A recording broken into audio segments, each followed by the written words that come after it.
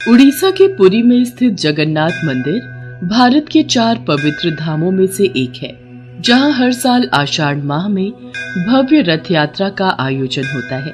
हिंदू धर्म में जगन्नाथ रथ यात्रा का बहुत अधिक महत्व है।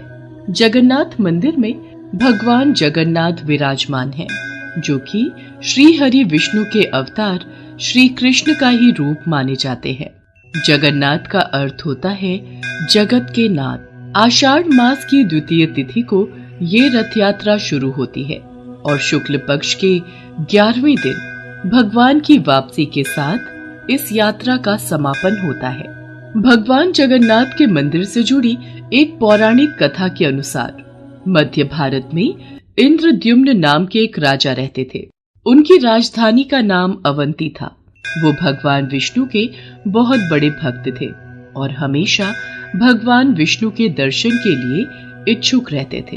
एक बार एक ऋषि घूमते हुए उनके महल में आ पहुंचे और राजा से बोले, राजन, उड़ीसा में भगवान विष्णु के भव्य रूप नील माधव को पूजा जाता है, लेकिन वो जगह उड़ीसा के कौन से हिस्से में है, ये आपको पता लगाना पड़ेगा।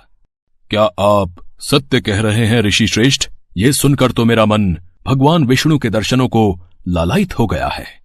राजा इंद्रद्युम्न अत्यंत आनंदित हो उठे और तुरंत महल के मुख्य पुजारी के भाई विद्यापति को आदेश दिया कि वो उड़ीसा जाकर नील माधव की खोज करे। राजा के आदेश अनुसार विद्यापति ओडिशा भ्रमण करने निकल पड़े। बड़ी ही लंबी यात्रा के बाद जब विद्यापति ओडिशा पहुंचे, तब उन्हें कुछ गुप्तचरों के माध्यम से पता चलता है कि सबरों के मुखिया विश्ववासु एक गुप्त गुफा के अंदर नील माधव की पूजा करते हैं। विद्यापति विश्वासु के पास गए और बोले, महाशय, कृपा करके आप मुझे देव पूजा का स्थान दिखा दीजिए। मैं विश्वास के साथ यहाँ आया हूँ।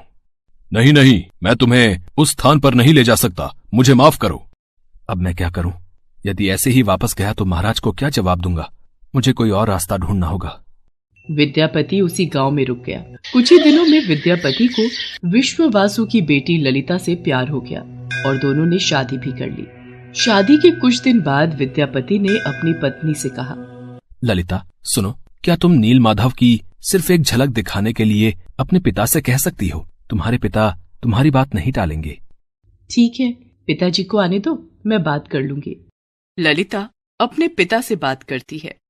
ठीक है, पर मेरी एक शर्त है। विद्यापति मेरे साथ आंखों पर पट्टी बांध कर जाएगा। विद्यापति शर्त मान लेता है, पर वो बड़ी ही चालाकी से अपने साथ कुछ सरसों के दाने ले जाता है और गुप्त गुफा तक पहुंचने के रास्ते को याद रखने के लिए रास्ते में सरसों के दाने गिराते हुए जाता है। गुप्त गुफा में पहुंचने के बाद जब विद्यापति ने नील माधव की दिव्य छवि को देखा, तब वो उन्हें देखता ही रह गया। गुप्त गुफा से लौटकर विद्यापति ने राजा इंद्रद्युम्न को सब कुछ बताया। तब राजा इंद्रद्युम्न भी अपने प्यारे भगवान के दर्शन के लिए तुरंत निकल पड़े। लेकिन जब राजा इंद्रद्युम्न विद्यापति के साथ गुप्त गुफा में पहुंचे, तब उन्हें वहां कुछ नहीं दिखा। नील माधव अंतर्धान हो चुके थे। यहाँ पर तो कुछ भी नहीं है। प्रभु कहाँ गए? महाराज, मैंने यही उनके दर्शन किए थे, पर अब वो यहाँ से अंतर्ध्यान हो गए हैं। राजा इंद्रद्युम्न निराश होकर महल में लौट आए। उसी रात उनके सपने में भगवान विष्णु आए और बोले, राजन, तुम पुरी के समुद्र तट पर जाओ। वहाँ तुम्हें एक लकड़ी का लट्ठा मिलेगा जो पानी में तैर रहा होगा। उसे लेकर आओ और उस लकड़ी से मूर्ति का निर्माण करो। राजा इंद्रद्युम्न ने इस संदेश का पालन किया और वो पुरी के समुद्र तट पर पहुंच गए और वहां उन्हें सचमुच एक लकड़ी का लट्ठा पानी में तैरता हुआ दिखाई दिया। लेकिन राजा इंद्रद्युम्न के सेवकों के लाख कोशिशों के बावजूद भी कोई उस लकड़ी के लट्ठे को उठा नहीं पा रहा था। अंत में कबीले के सरदार विश्ववासु की सहायता से उस लकड़ी के लट्ठे को महल में लाया गया, परंतु उस लकड़ी के लट्ठे से कोई भी कारीगर नील माधव की छवि तराश नहीं पा रहे थे। महाराज, हमारे लिए ये कार्य करना असंभव है। हम इस लकड़ी के लट्ठे से कोई भी मूर्ति नहीं तराश पा रहे हैं। हमें क्षमा कीजिए। जब इस काम को करना नामुमकिन हो गया, तब भगवान विष्णु ने फिर से राजा के सपने में दर्शन दिए और कहा, राजन, तुम देवताओं के शिल्पकार विश्वकर्मा की आराधना करो। वो इस कार्य को अवश्य पूरा करेंगे। भगवान विष्णु के कहने पर राजा इंद्रद्युम्न ने देवताओं के शिल्पकार श्री विश्वकर्मा से प्रार्थना की। तब वो सबके समक्ष एक बूढ़े बढ़ई के रूप में प्रकट हुए और राजा इंद्रद्युम्न से बोले, राजन, मैं आपको विश्वास दिलाता हूँ कि मैं कुछ ही दिनों में तराश कर मूर्तियां तैयार कर दूंगा, लेकिन मेरी कुछ शर्तें हैं।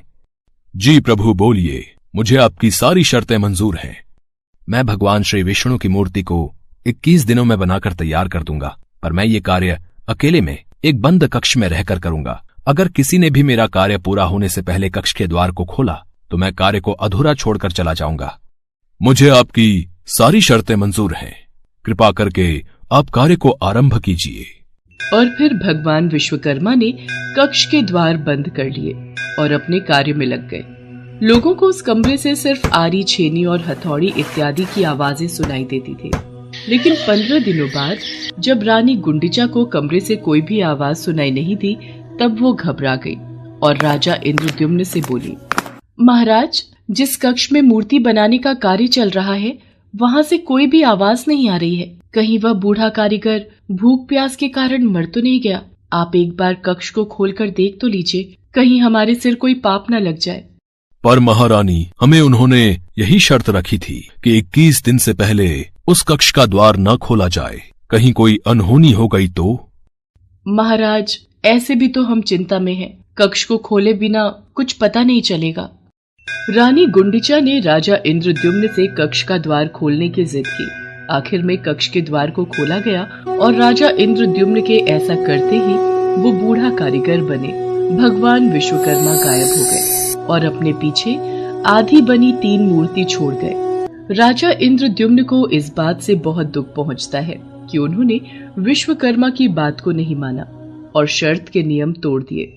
इसी कारण प्रभु जगन्नाथ के हाथ और पांव आधे बने हुए हैं। राजा इंद्रद्युम्न ने उसी रूप में उन मूर्तियों की स्थापना की जो आज जगन्नाथ मंदिर के नाम से प्रसिद्ध है, जहां श्री कृष्ण भगवान जगन्नाथ के रूप में बड़े भाई बलराम और छोटी बहन सुभद्रा के साथ विराजमान है। प्रभु जगन्नाथ को भी बुखार होता है, उनको भी दवाई दी जाती है। कभी कभी वो ठीक हो जाते हैं, पर कभी कभी नहीं। उनका पुनर्जन्म होता है जिसे नव कलेवर कहा जाता है, जो हर 8 साल, 12 साल और 19 साल में एक बार होता है। इन दिनों उड़ीसा सरकार पुरी में अंधकार का ऐलान करती है और कुछ खास पुजारी अपनी आंखों पर लाल कपड़ा और हाथों में लाल कपड़ा बांधकर पुरानी मूर्ति से कुछ रहस्यमयी चीज को निकालकर नई मूर्ति में लगा देते हैं, जिसे ब्रह्म पदार्थ कहा जाता है। ब्रह्म जो जीवन का प्रमाण देता है। जैसे प्रत्येक मनुष्य के शरीर में आत्मा होती है, उसी प्रकार प्रभु जगन्नाथ के शरीर में ब्रह्म या परमात्मा रहते हैं।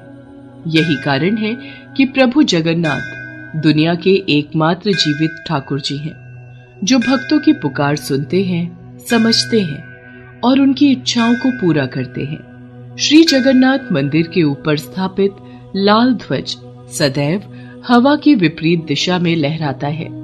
प्रतिदिन सायकाल मंदिर के ऊपर स्थापित ध्वज को मानव द्वारा उल्टा चढ़कर बदला जाता है।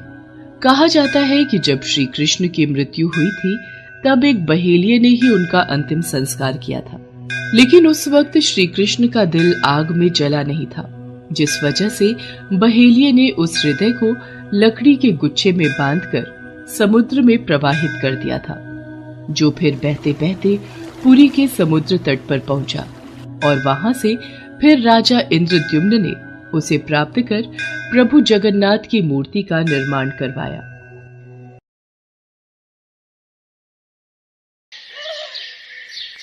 उड़ीसा शहर के छोटे से गांव में माधव दास जी रहते थे। माधव दास जी अकेले रहते थे और भगवान जगन्नाथ जी के भजन किया करते थे, और वो हर रोज भगवान जगन्नाथ जी के मंदिर में दर्शन के लिए जाया करते थे।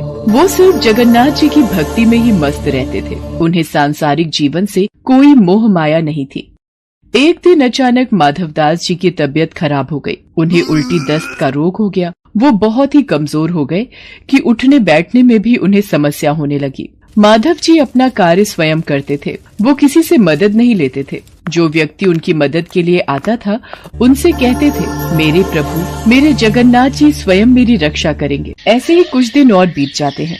माधव जी की तबीयत और खराब हो जाती है। अब तो वो मलमूत्र भी बिस्तर पर त्याग देते थे, परंतु उन्होंने अपनी भक्ति और आस्था जगन्नाथ जी पर से नहीं छोड़ी। इतना बीमार होने के बाद भी वो नियम से जगन्नाथ जी की आराधना किया करते थे। यही दूसरी ओर जगन्नाथ जी अपने भक्त की उन पर आस्था देखकर अत्यंत खुश थे। तभी बलदेव जी जगन्नाथ जी से कहते हैं, हे प्रभु, आपका प्रिय भक्त इतना कष्ट में है, आप उसे दूर क्यों नहीं करते?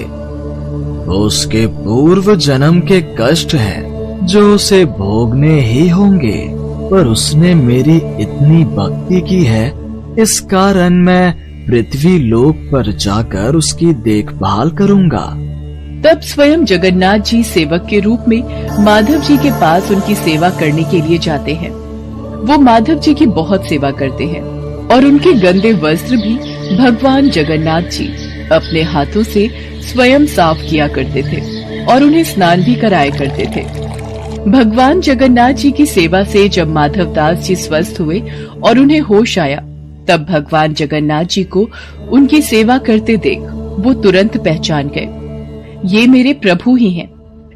देखो माधव, मुझसे भक्तों का कष्ट सहा नहीं जाता, इसी कारण मैं तुम्हारी सेवा करने के लिए स्वयं आया हूँ। और जो पूर्व जन्म के कष्ट तुम्हारे भाग्य में लिखे हुए हैं, वो तो तुम्हें भोगने ही पड़ेंगे। अगर उस कष्ट को इस जन्म में नहीं भोगोगे, तो तुम्हें फिर से एक और जन्म लेकर कष्ट भोगना पड़ेगा। मैं नहीं चाहता था कि मेरे भक्त को उसके पूर्व जन्म के कष्टों के कारण अगला जन्म फिर लेना पड़े। इसलिए माधव, मैंने तुम्हारी सेवा की। अगर फिर भी तुम कह रहे हो तो मैं अपने भक्त की बात नहीं टाल सकता। अब भी तुम्हारा ये रोग 15 दिन का और शेष है, इसलिए वो 15 दिन का रोग वो मैं ले लेता हूँ। 15 दिन का वो रोग जगन्नाथ प्रभु ने माधव दास से ले लिया। तब से भगवान जगन्नाथ जी 15 दिन के लिए बीमार रहते हैं। तब से आज तक हर वर्ष से यही चलता आ रहा है। ज्येष्ठ पूर्णिमा को भगवान जगन्नाथ जी को ठंडे जल से स्नान कराया जाता है। इस स्नान के बाद भगवान को बुखार आ जाता है। 15 दिनों तक भगवान जगन्नाथ जी को एकांत में एक विशेष कक्ष में रखा जाता है, जहाँ केवल उनके वेधा और निजी सेवक ही उनके दर्शन कर सकते हैं। इस दौरान भगवान जगन्नाथ जी को फल के रस, औषधि एवं दलिये का भोग लगाया जाता है और रोग मुक्त करने के लिए उन्हें काढ़ा भी पिलाया जाता है। भगवान के स्वस्थ होने पर अपने भक्तों से मिलने रथ पर सवार होकर निकलते हैं, जिसे रथ यात्रा कहा जाता है। इस रथ यात्रा में भगवान जगन्नाथ जी के साथ साथ उनके भाई और बहन भगवान बलदेव और देवी सुभद्रा की भी रथ यात्रा निकलती है। रथ यात्रा प्रतिवर्ष आषाढ़ मास की शुक्ल पक्ष की द्वितीय तिथि को निकलती है।